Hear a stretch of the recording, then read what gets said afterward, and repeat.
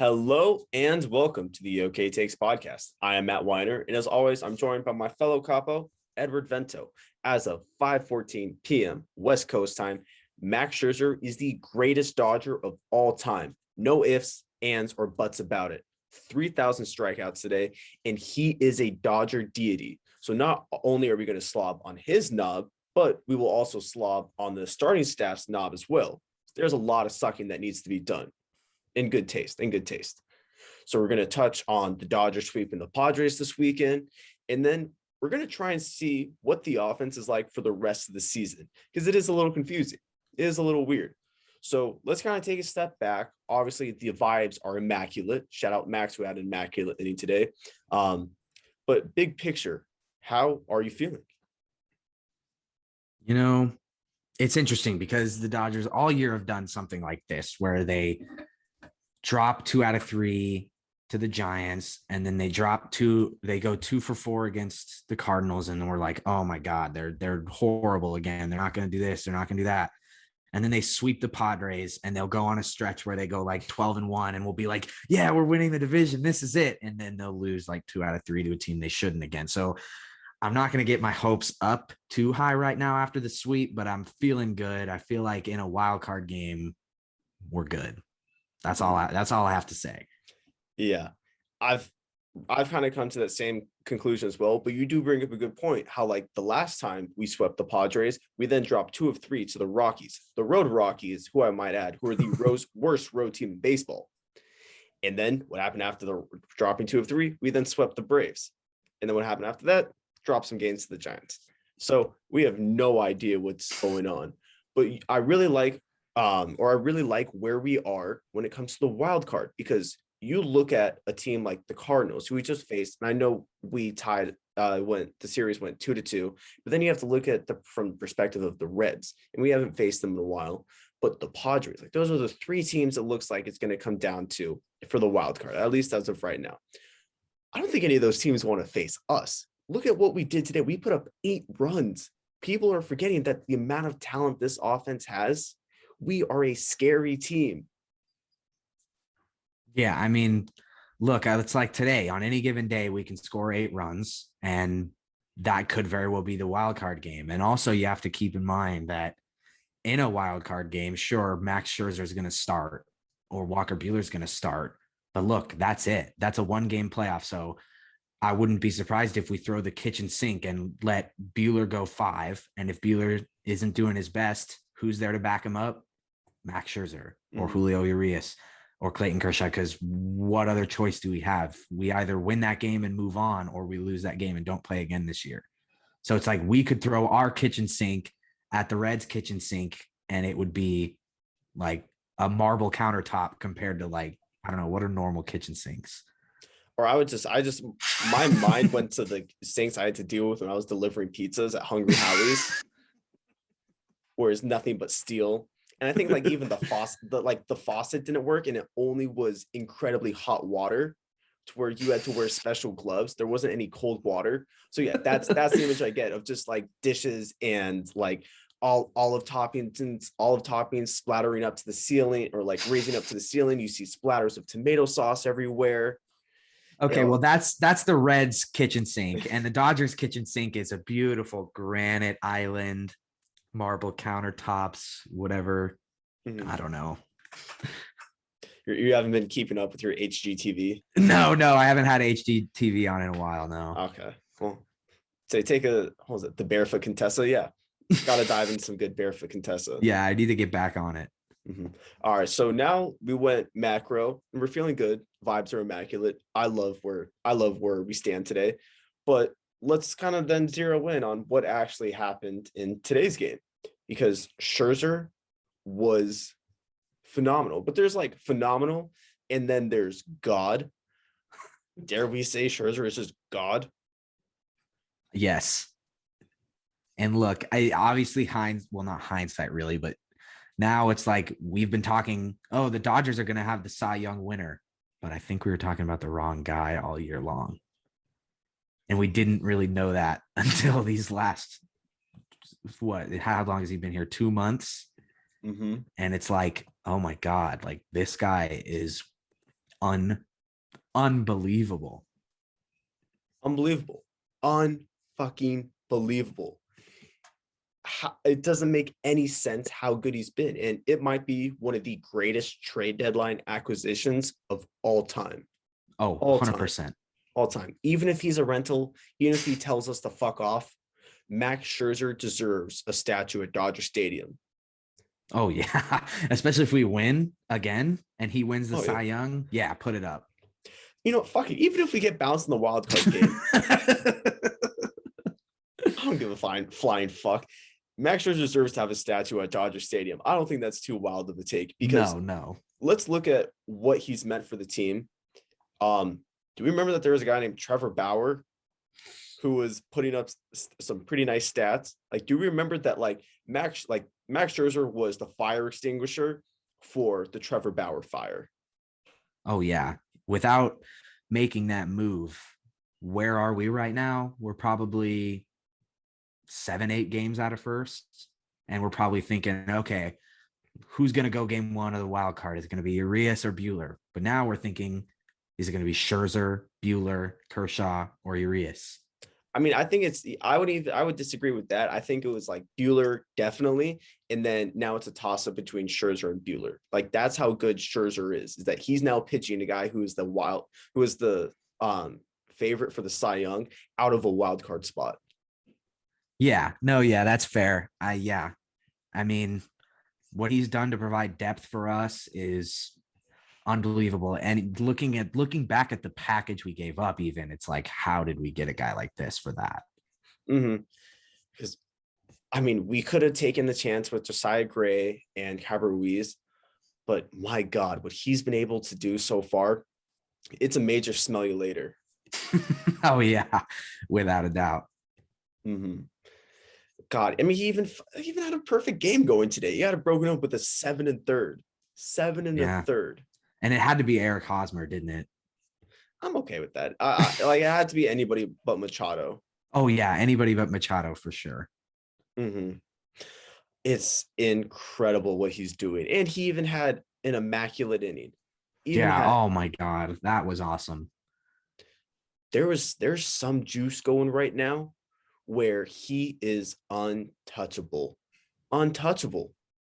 And he passed, not to go without mentioning, he crossed the 3,000K mark. So shout out to him for that. Incredible achievement.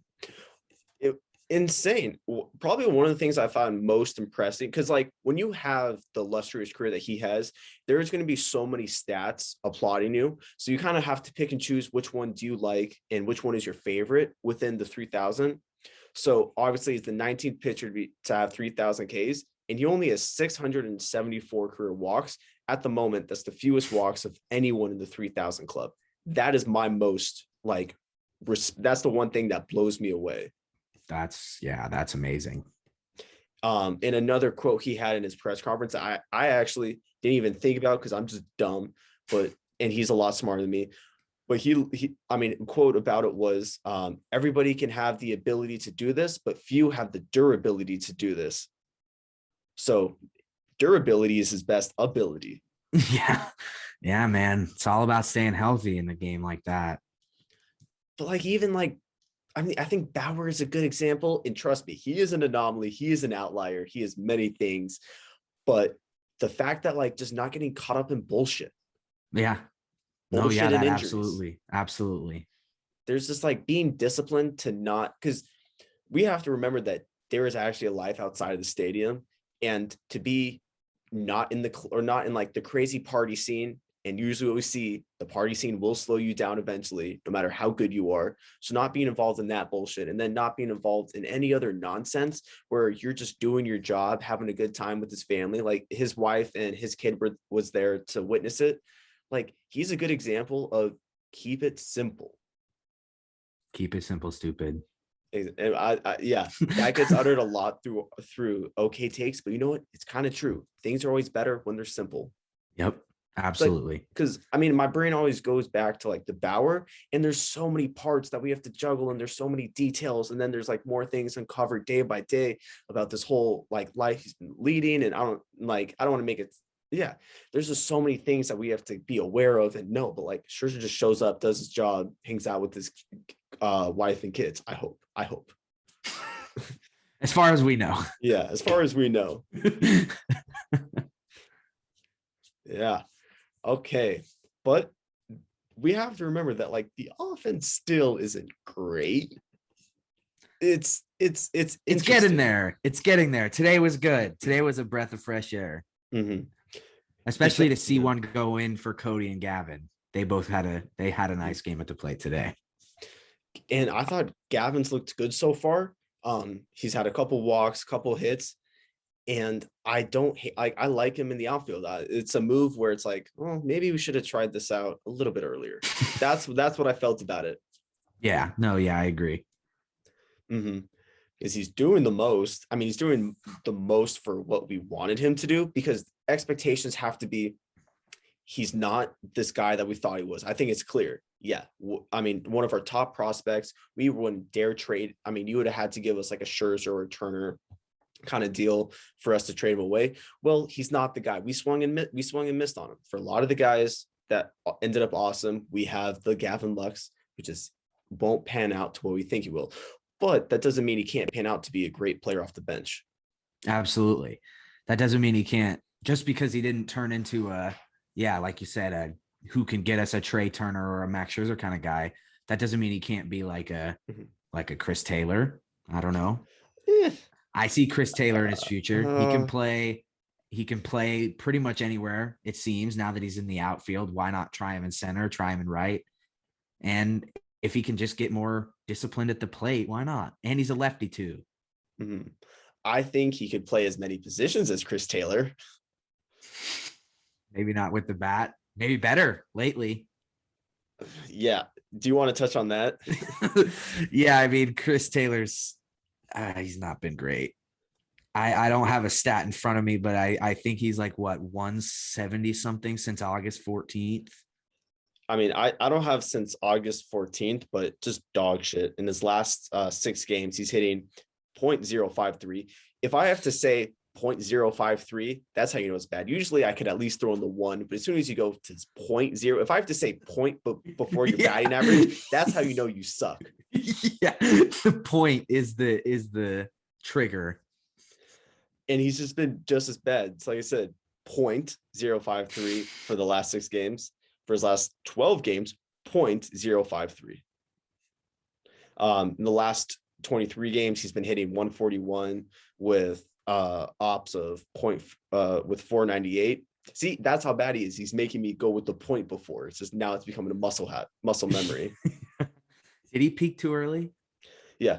Oh, he's a genius though. He's a fucking genius, because we can look back on the season and be like, damn, Chris Taylor was an all-star 2021. And then he's going to end this, like right now he's hitting 258. He might end the season in the 240s. You're like, oh, well, at least he's an all-star. Yeah, at least he had that amazing first few months of the year where he, rightfully so, let's be real, he rightfully was an all-star, but he's really slumped lately. And yeah, his stats at the end of the season might not scream all-star off the page. No. I mean, the biggest drop off is like in the first half, his on base percentage was 382, and now it's 286. Oof. There's a deep drop That's off. A big drop off. Hopefully, we need him to regain his swing and his eye that he's known for. Because he was so good in the first half, and it's like there's reasons. There's like guys, and Chris Taylor is such an awesome story that because he has the classic like Disney story of the guy who nobody wanted to take a chance on. He was the guy who was like really small in high school, and that's how he learned to be such a gritty, phenomenal player, because he always had to be looking over his back, always had to earn opportunity. But then when you kind of have the tearjerker stories, it's not as easy to criticize. Yeah. And I mean, there was a stretch where he was he was carrying us offensively. And now to see him come this far, it's like, I don't want to, just because of how good he was, I don't want to say he sucks right now, but he sucks right now. It's like punching a baby. Is it? I think so. It's because he's a little precious. He's like, you can't do anything to him. He's gentle. Like you really have to hold him very soft, because that's what he's like for me, is that you can't touch him. Look how beautiful it was. Look how beautiful that first half was. And you don't want to be mean to a baby. What kind of asshole am I to be mean to a fucking infant? Yeah. Don't be mean to an infant. Lesson of the day. Yeah. That's kind of interesting of like, yeah, the offense kind of went where Chris Taylor went. And it's weird. Like, I don't know what this offense will do, because now we have to factor in AJ Pollock, who was like, all AJ Pollock has done is he's become so good that you sweep everybody else under the rug. Oh, Chris Taylor, you're slumping. Oh, you get swept under the rug. Oh, Belly, you're slumping. You get swept under the rug too. He's not there though. Yeah. And now Exactly. we can't really sweep them under the rug. They have to be the rug. Like they have to be the guys that step up. And right now they're proving they really can't be. So, but I heard Pollock should be back earlier than they expected. So that's good. Mm-hmm. Yeah. So like there's guys who are now no longer being swept under the rug. My go-to for that has to be Mookie, for just stepping it up. Because without Mookie, then I have no idea where we'd be, honestly, because he's been phenomenal. Oh, yeah. Ever since he came off that last IL stint where he had that hip injection or something, he had that procedure. He has been, running the bases, not showing any kind of pain. He's been swinging a hot bat. He's back to 2020 Mookie. Mm-hmm. Well, it's interesting because he has had a really, really, really awesome past 6 games. Because I remember it would have been last week's episode, and we were going over the stats. Like Mookie was hitting 110 since that IL stint, but fast forward 6 games, in the past 6 games, he's hitting 364 with a 444 on base percentage and an ops of 944. Boom. And then had 2 home runs this weekend. Yeah, he homered today, and he had the 3-run home run, I think, last night that kind of sealed the deal there. Mm-hmm. God, when he's on, he makes me want to lose weight. I was like, okay, maybe if I start dropping the LBs, I can be as agile as him. When he's on, he might be the best hitter in the game. Yeah, because he's just so smooth. Obviously we're recording on Sunday, so we're just drowning my brain in football. But when I watched Kyler Murray today against the Titans, he reminded me of Mookie. Just these guys who like walk on tiptoes. Or not even on tiptoes, but they just have the most insane balance and just ability to just be so swift and so clean. It's like what was the name of the Asian guy in Ocean's 11? Who was like the guy who could like fit inside a suitcase but then balance. Yeah, I can't think of his name. It's been a while since I've seen Ocean's 11. That's exactly what Mookie is. Kin. There we go. Yeah. Wait, that wasn't his Yen. There we go. His name is Yen. But anyways, like the guy who could just like dodge laser beams and sneak his way and just balance on a tightrope. That's how Mookie strikes me. Mm-hmm. Definitely. He's definitely that versatile guy that every lineup needs. He's just a fucking acrobat. Yeah. It's incredible. A little fucking contortionist. Put him on America's Got Talent. Yeah. So we're starting to wrap up now, but like I feel like we got a little bit of funk going on. You're expecting good things lately? What was it? Next time I record is next Friday, or episode will drop Friday, record Thursday. By next Thursday, I am ready to. By next Thursday, I think we're just going to go 4-0. I like that. I think so. Maybe. Yeah. If the starting pitching pitches the way they pitched against the Padres this series, they combined for 22 innings. They only allowed 2 earned runs, 21 strikeouts. An incredible series from the starters. So yeah, and Gonsolin's back, so that provides depth for the starting pitching. He didn't look too bad when he came back. So yeah, and Kershaw should be back this week. So things are good vibes, like we said, immaculate vibes for an immaculate inning today. Mm-hmm.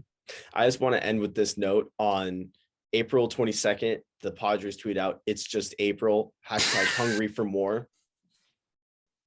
Interesting. And now what is it? Just September? Yeah. And they might not even make the wild card. Oh, poetic justice. Mm-hmm. Perfect. Perfect. All right. Thank you guys so much for tuning in to episode 26. If you'd like to follow myself on social media, you can find me on Instagram and Twitter at MattWiner20. If you'd like to follow Edward on his social media, you can find him on Instagram and Twitter at Edward_Vento. But if you have no care in the world for what we have to say, please follow OK Takes on Instagram, Twitter, and TikTok at OK Takes Pod. That is OK Jesus. That is OKAY Takes Pod. That is OKAY Takes Pod. Takes 1 second, click, boom, would help us tremendously. So thank you guys so much for tuning in and have a wonderful day.